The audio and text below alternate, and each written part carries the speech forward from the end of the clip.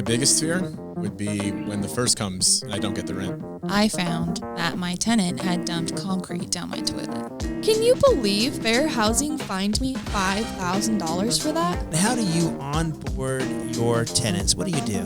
I don't even know if I do it right. If you're a landlord, don't just rent, rent perfect. The Rent Perfect podcast with property expert and private investigator, David Pickron. Well, Scotty, last time we were together, we were partying pretty hard, you and me. We had Fitty. We had drinks in our hand, and yeah. little things we were blowing out of our mouths. What do you call those? I don't know. Like party streamer. Party. I don't know. I don't even know what those are called. But it was our 50th podcast. I guess that makes this 51. And anyways, it's good to be here. This is our Puerto Rico podcast. Yeah. 50. Hey. Hey, You know what? Yeah. Maybe, huh? Maybe. That's hilarious. Well, welcome. We look forward to having you. We did 50, and hopefully you'll be with us 50 more. So, subscribe, and you'll get all of our latest content. Today I want to do something a little bit different, Scott. We're always talking about finding the right tenant. We're always talking about the tenant, the applicants, the people. Yeah. And we know they're not all the same. In fact, there's really some crazies, and there's some middle of the roads, and there's some. But we always have a unique experience with every one of our applicants. Nobody is the same, and we often talk about between us. And I want to introduce this idea today of an open toolbox. Mm-hmm. Why don't we just have one tool in a toolbox? Why isn't everything just a screwdriver?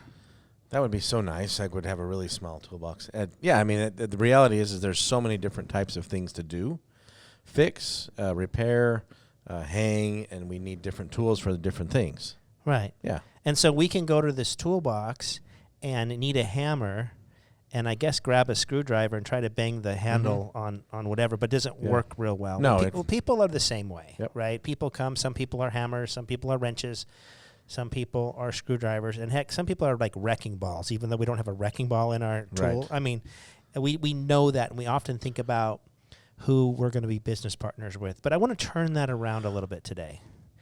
And I want you to really take a self-assessment of yourself and say, what kind of manager or what kind of landlord, whatever you call yourself, am I?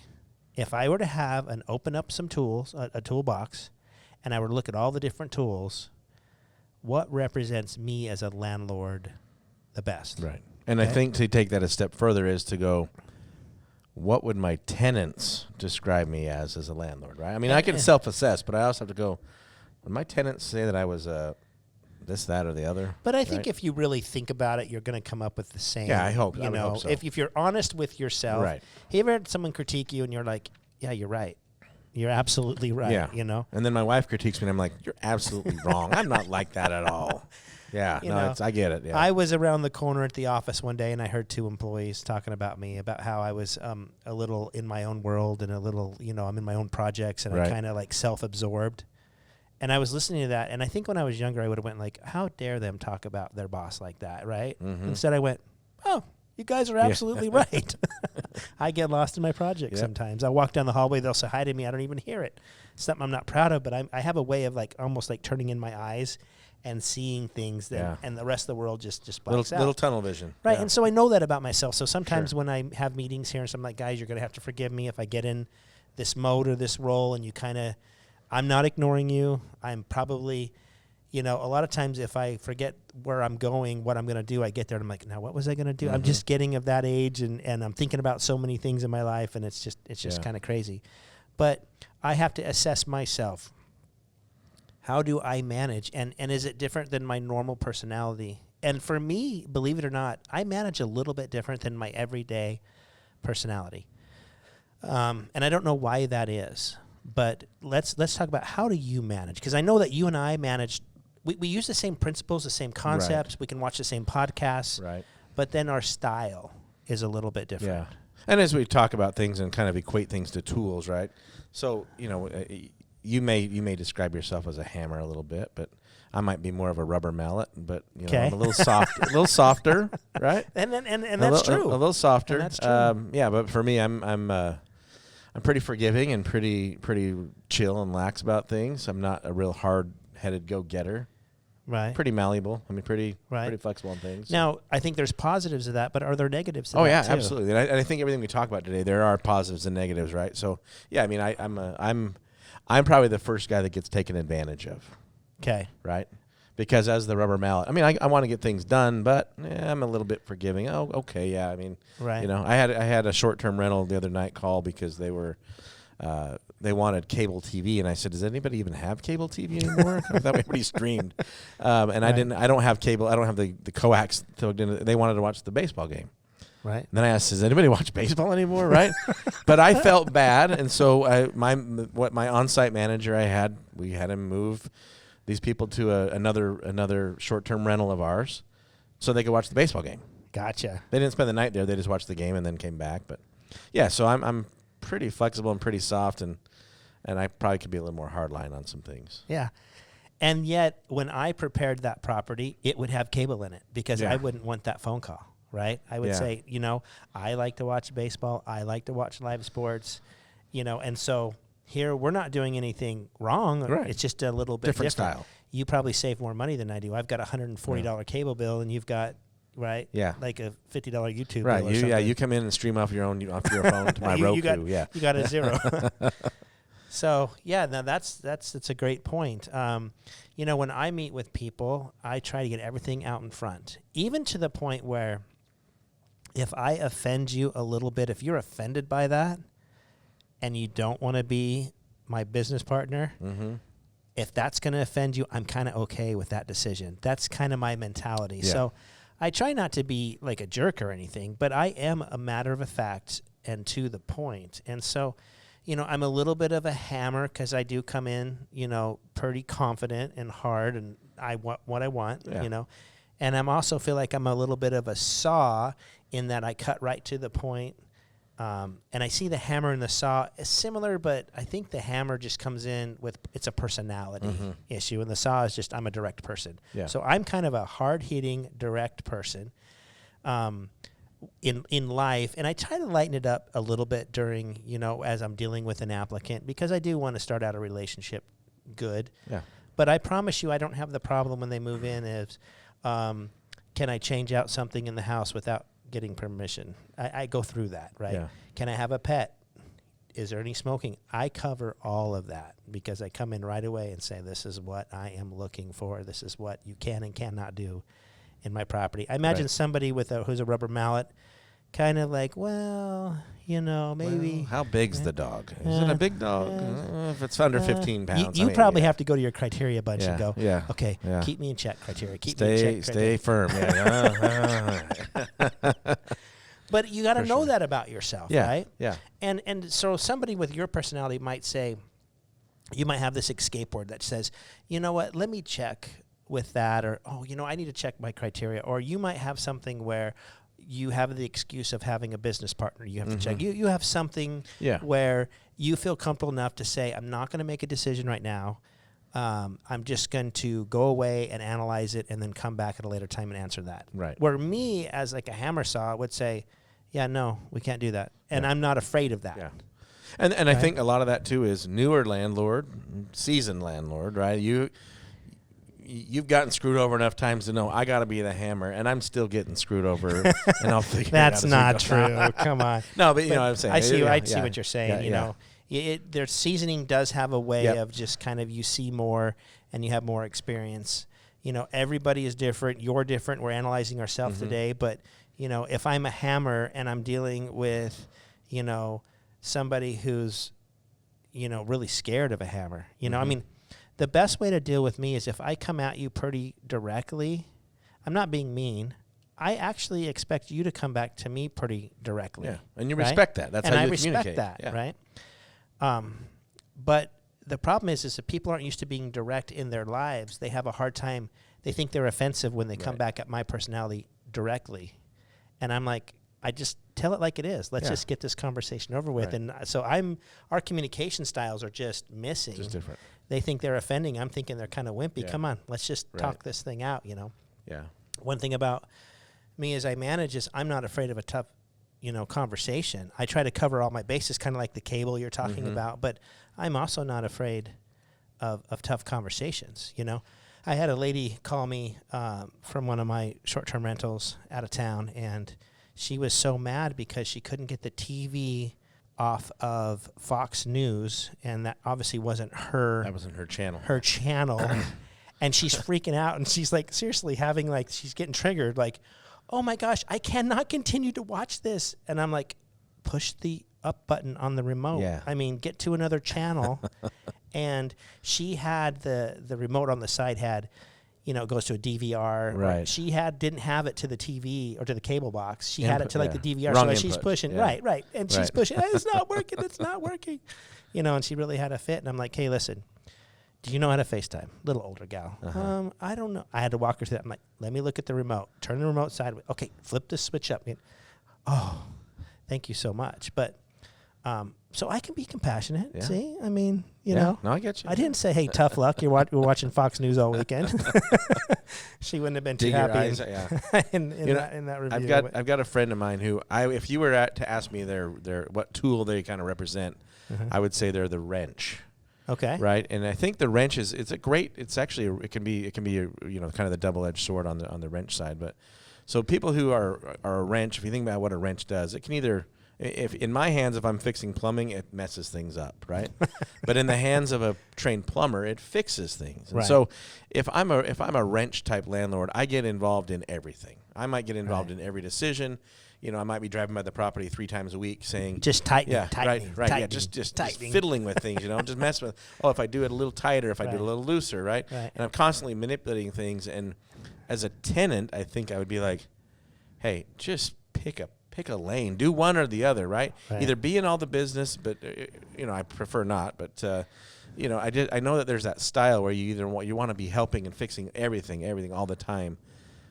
Where usually that ends up being you're destroying things more often than not, And my wife's a little bit of a wrench, to be honest with you.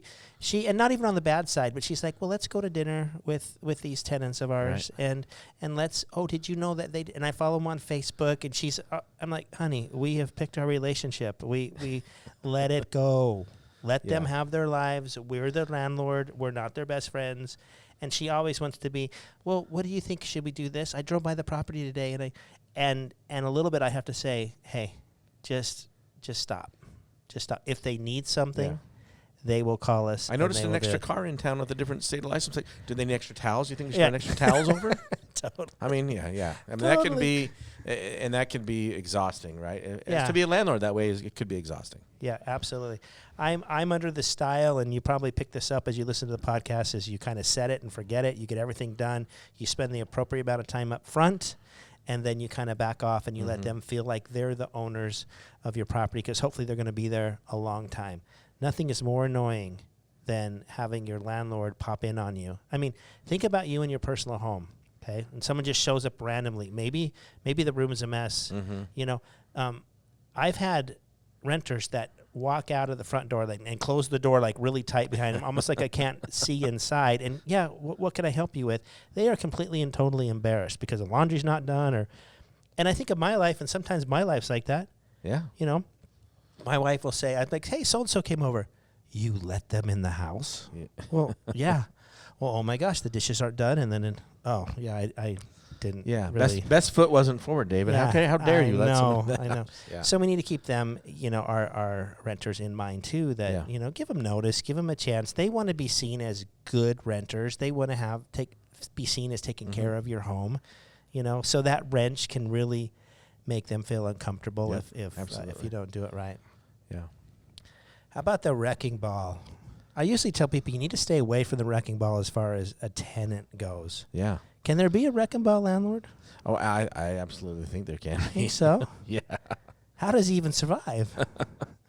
I think that's the guy who probably has a new tenant in every 3 to 4 months because the tenant probably is just like, I can't deal with you. So they're wrench plus 2 then, or something. Yeah, they're wrench. Yeah, they're a wrench swinging a hammer and a saw.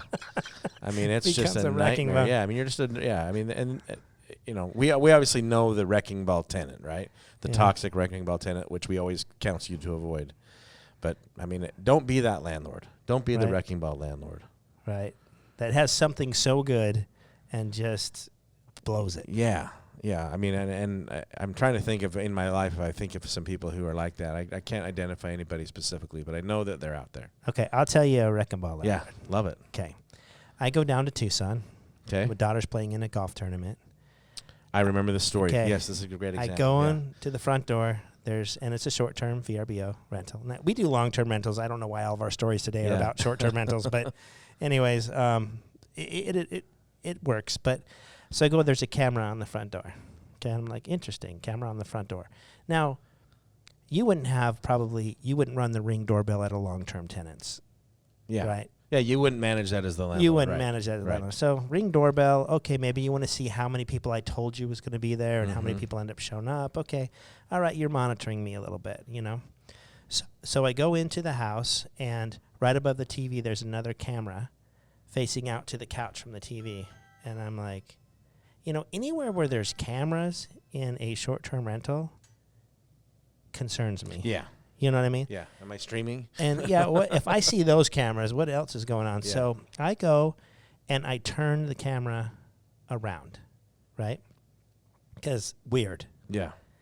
And then I go about my business, go watch my daughter's golf tournaments and everything. And after I leave and I lock up. Well, I get rated a 1 on my rating because I didn't follow house rules. Right?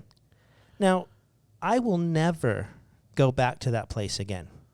And as a short-term landlord, I get a lot of people that text me, hey, we want to go to your property this weekend. And I don't go through Airbnb or VRBO. They come directly to me, and I manage a lot of that. I will never go to that place again because I called her. And I'm like, what do you mean I didn't follow the house rules? I mean, you rated me a 1. I don't know why I even cared so much, right? Right. But I guess in my life, I want my credit score here, and I want everything. We want to be a 5 in everything. I want to be a 5 in everything. Why did you rate me a 1? And she, because you didn't follow the house rules. I says, well, tell me exactly what I did and didn't do. But, she couldn't tell me because I don't know what she was looking at. Yeah. And she couldn't tell me because I'd say, well, how do you know that? Was she watching you the whole time? Well, I think the reason she rated me a 1 as I analyzed it is she wanted you to set the alarm on the house every time you left. I just locked the door and didn't set the alarm every single time. And I think that was my 1. But she was too embarrassed to tell me she was monitoring when that alarm got set and when it got changed. She's monitoring me, which is a little creepy. Anyways, total wrecking ball right there because I absolutely would never. She actually had a really nice place at a really nice location. But if she treats everybody like she treated me, she will never have any repeat You're business. never referring that property to anybody. You're never going to go back. I'm not. Just total a wrecking weird. ball. Yeah. So she's a wrecking ball because she's worried about every little thing. Is someone going to break in? Is someone going to steal something? I'm going to put cameras in. A wrench time +2, I call it. Yeah. And was a wrecking ball. So, as a landlord, I think we can open up that box. I think we can look at it and analyze ourselves. And I think there's positives and negatives with every tool. And there are sometimes you need a different tool. So we probably need to become multi-tool, landlords, where there is a time to be the hammer, there's a time to be the saw, there's a time to be the mallet. There's a time to turn the screw. Yeah, I mean, there really might be is, a time to be the cotton ball. Yeah. I don't know that time in my personality, but I'm sure there's a time to be the cotton ball. Yeah. So, anyways, I appreciate it. Hope you follow exactly what we're talking about. If you know yourself and you know yourself as a landlord and how people perceive you, you probably can even be that much better of a landlord. Yeah. And leave us a comment on what kind of landlord you think you are. We'd love to see those and kind of get a consistency on what are our listeners like? How do they view themselves? I would love that. Post who you are at the bottom, and we'll bring you some more information on those personality types in the future. Love to hear from you. We will comment back and have a conversation going if you choose to do that. We love to hear from you. But until then, continue to rent perfect.